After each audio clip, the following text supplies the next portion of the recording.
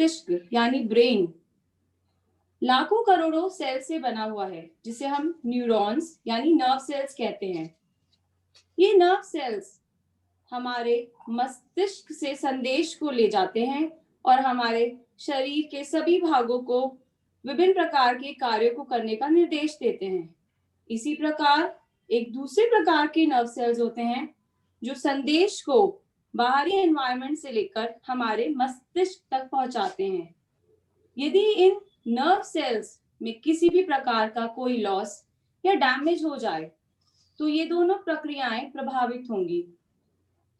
यही होता है पार्किंसंस डिसीज में। सभी लोग मध्य में आए। अब श्वास भरें और मिले हुए एड़ी पंजों को दाईं ओर ले जाएं। दाएं पैर की छोटी उंगली को आसन से लगाने का प्रयास करें। मेरे घुटने आसन पे लगे रहें इस क्रिया में। धीरे धीरे मध्य में आए, पुनः श्वास भरें और मिले हुए एड़ी पंजों को ले जाएं बाईं ओर। खिंचाव बना रहे। करें इस क्रिया को 2 से 3 बार। पार्किंसंस डिसीज हमारे मस्तिष्क में इस बीमारी के अंदर नर्व सेल्स डैमेज हो जाते हैं। मेरे शरीर बहुत तरह के डिफरेंट पार्ट से बना हुआ है। एक इसी पार्ट का नाम है बेसल गैंग्लिया। बेसल गैंग्लिया के अंदर एक छोटा सा पार्ट होता है जिसे हम बोलते हैं सब्सटेंशिया नाइग्रा। उस सब्सटेंशिया नाइग्रा के अंदर डोपामिन प्रोड्यूसिंग नर्व सेल्स होते हैं और पार्किंसंस की बीमारी के अंदर ये नर्व सेल्स धीरे धीरे खत्म होने शुरू हो जाते हैं, जिसकी वजह से ये प्रॉब्लम स्टार्ट होती है। सभी लोग मध्य में आए। अब मिले हुए एड़ी पंजों को श्वास छोड़ते हुए ले जाएं आसन की ओर, फिर दाईं ओर, फिर अपनी ओर, फिर बाईं ओर। घुमाएं क्लॉकवाइज डायरेक्शन में 3 बार और एंटी क्लॉकवाइज डायरेक्शन में 3 बार। इस क्रिया में खिंचाव बना रहे। पार्किंसंस डिसीज जब ये डोपामिन प्रोड्यूसिंग सेल्स डैमेज हो जाते हैं तो ये बीमारी शुरू होती है। ये इसका एक कारण है, बट किन कारणों से ये नर्व सेल्स डैमेज होते हैं इसका आज तक पता नहीं लग पाया है। Exact cause is not found. तो ऐसी बीमारियों को कहा जाता है जिनका कारण है इडियोपैथिक। जब एग्जैक्ट कॉज ना पता हो तो हम कहते हैं ये इडियोपैथिक है। बट कुछ थ्योरीज और कुछ स्टडीज की गई हैं जिनमें पता लगाया गया है कि एनवायरमेंटल टॉक्सिन्स मतलब हमारे वातावरण के अंदर कुछ ऐसे टॉक्सिन्स हैं जब वो हमारे शरीर में किसी भी कारणवश एंटर करते हैं तो पार्किंसन बीमारी शुरू होती है।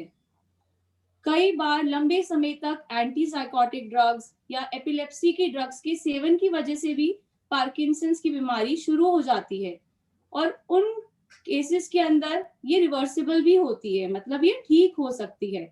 अदरवाइज इसके अलावा जिन भी कारणों से ये बीमारी शुरू होती है ये प्रोग्रेसिव न्यूरो डीजेनरेटिव प्रॉब्लम होती है, यानी इसके लक्षण बिना बताए एकदम से शुरू हो जाते हैं और साल 10 साल धीरे धीरे बढ़ते रहते हैं, क्योंकि जो नर्व सेल्स मेरे दिमाग में खत्म हो गए हैं वो वापस कभी नहीं लौट के आएंगे। कोई ऐसी दवाई अभी ऐसी निर्मित नहीं हो सकी जो डैमेज और लॉस न्यूरॉन सेल्स को वापस बना सके। सभी लोग वापस आए, मध्य में आए। अब अपने दाएं पैर दाईं टांग को घुटने से सीधा उठाएं इस प्रकार से और श्वास भरते हुए पंजे को अंदर की ओर और श्वास छोड़ते हुए पंजे को बाहर की ओर लेके जाएं। अब दोनों हाथों से घुटने के ऊपर ग्रिप बनाएं और अधिकतम ऊपर उठा लें और फिर पुनः ही श्वास भरते हुए अंदर की ओर और श्वास छोड़ते हुए बाहर की ओर करें 2-3 बार और यहीं से साइक्लिंग प्रारंभ करें। क्लॉकवाइज डायरेक्शन में 3 बार और एंटी क्लॉकवाइज डायरेक्शन में 3 बार। अपनी एड़ी को अधिकतम अंदर लाने का प्रयास करें। अब हम बात कर रहे थे नर्व सेल्स की। किन कारणों से नर्व सेल्स डैमेज हुए ये हमें नहीं पता। अब इस बीमारी के क्या लक्षण हैं? तो सबसे बड़ा लक्षण है कंपन आना, जिसे हम बोलते हैं ट्रेमर्स आना। ये ट्रेमर्स रेस्टिंग ट्रेमर्स होते हैं, यानी जब आप किसी भी कार्य में नहीं कर रहे हैं, आप शांति से बैठे हैं, तो तब ये आपके शरीर में शुरू होते हैं। और प्रारंभिक स्थिति में जब ये बीमारी शुरू होती है, तो सबसे पहले ये शरीर के अब ऊपरी हिस्से में शुरू होते हैं और जनरली हमारे या तो सीधे हाथ की तरफ प्रारंभ होंगे या उल्टे हाथ की तरफ। और जैसे जैसे ये बीमारी बढ़ेगी, ये आपके दोनों हाथों, दोनों पैरों में नजर आने लगेंगे। इसका एक कैरेक्टरिस्टिक फीचर है कि आपका अंगूठा अंदर और बाहर की तरफ इस तरह से हिलने लगता है, जिसे हम रोलिंग पिल मूवमेंट भी कहते हैं। और ये मूवमेंट सोते समय खत्म हो जाती हैं, और जब आप मूवमेंट करने की कोशिश करते हैं तो ये इंप्रूव होने लगती हैं। सभी लोग वापस आए। अब तितली आसन के लिए अपनी स्थिति बनाएं सभी लोग। दोनों उंगलियों में फंसाकर अपने टोस को पकड़ें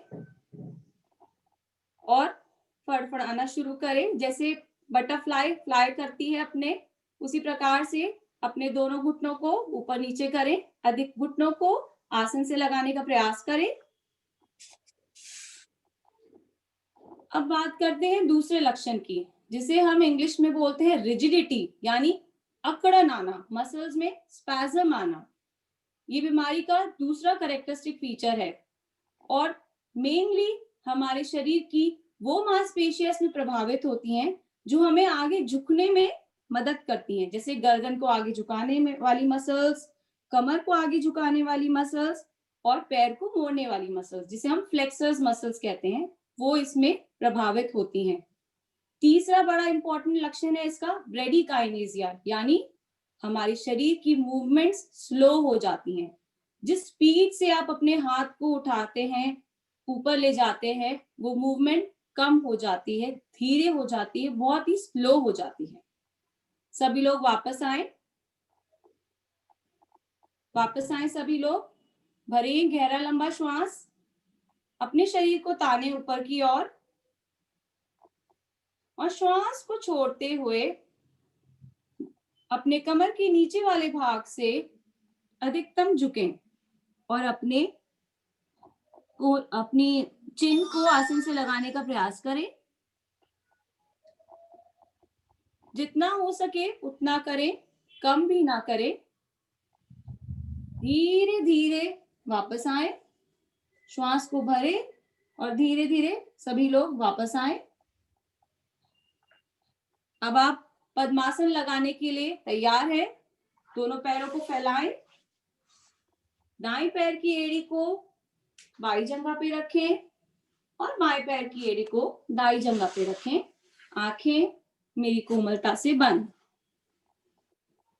लेंगे गहरे लंबे सांसों का प्रयास। अधिकतम श्वास को खाली करें, धीरे धीरे श्वास को खाली करें और अपनी नाभि को नाड़ी मूल से लगाने का प्रयास करें। रुके इस क्रिया में, जब ना रुका जा सके धीरे धीरे नाभि को ढीला छोड़ श्वासों को पुनः ही भरें। अधिकतम भरें, कर्ण तक भरें। बंधों को लगाएं, रुकने का प्रयास करें और क्रम वाइज बंधों को खोल के पुनः ही श्वासों को खाली करना प्रारंभ करें इसी क्रिया को।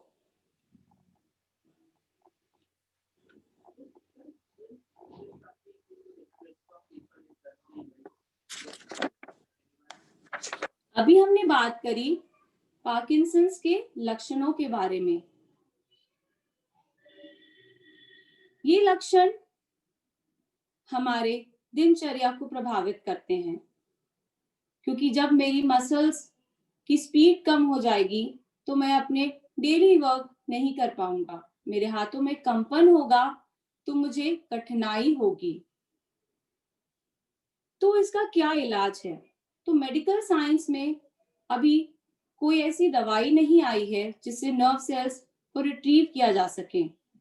सिर्फ एक सिम्प्टोमेटिक ट्रीटमेंट को फॉलो किया जाता है, जिसमें डोपामिन एगोनिस्ट पेशेंट को दिए जाते हैं ताकि उसकी प्रारंभिक जो ट्रेमर्स हैं वो कंट्रोल हो, वो कम हो जाएं। तो जब ये बीमारी शुरू होती है तो हमारी प्रारंभिक अवस्था में सबसे पहले कंपन प्रारंभ होते हैं। तो जो दवाई दी जाती है उसका मेन एम यही होता है कि कंपन कम हो और साथ साथ हमारी जो मरीज है उसकी मांसपेशियों और हड्डियों में चेंजेस ना आए, वो आरामदायक तरीके से चल फिर सके, मोबिलिटी उसकी कम ना हो, उसके फेफड़ों में किसी भी तरह की कोई कॉम्प्लिकेशन ना आए और उसका पोस्चर यानी उसका उठने बैठने का तरीका, उसकी जो पोस्चर होता है हमारा वो सही रहे। धीरे धीरे श्वासों को अधिकतम खाली करें और बंद लगाकर रुकें।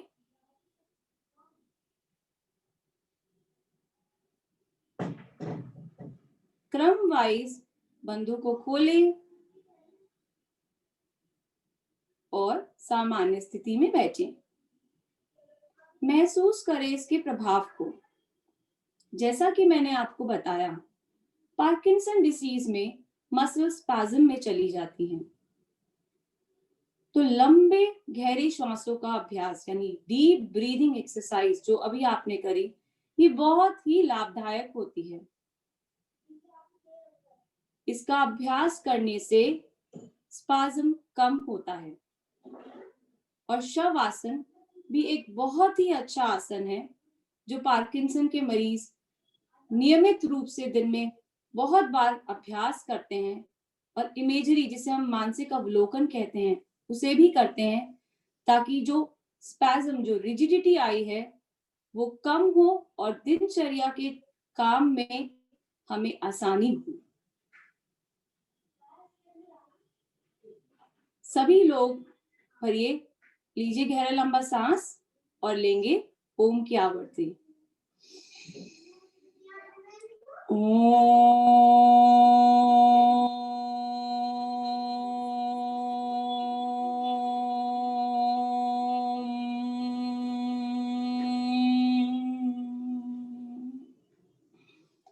पुनः भरें गहरा लंबा श्वास।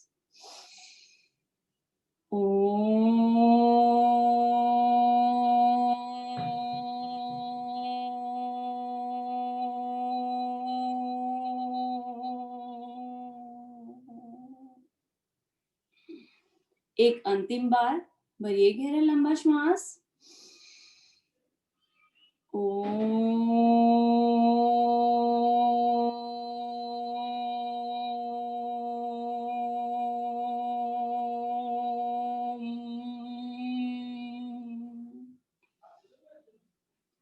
ये बीमारी पुरुषों में महिलाओं से अधिक पाई जाती है और इसकी शुरुआत लेट 50s यानी 55 या 55 के बाद ही होती है। बहुत कम ऐसे केसेस है जिसमें ये यंग एज में ये बीमारी शुरू हो।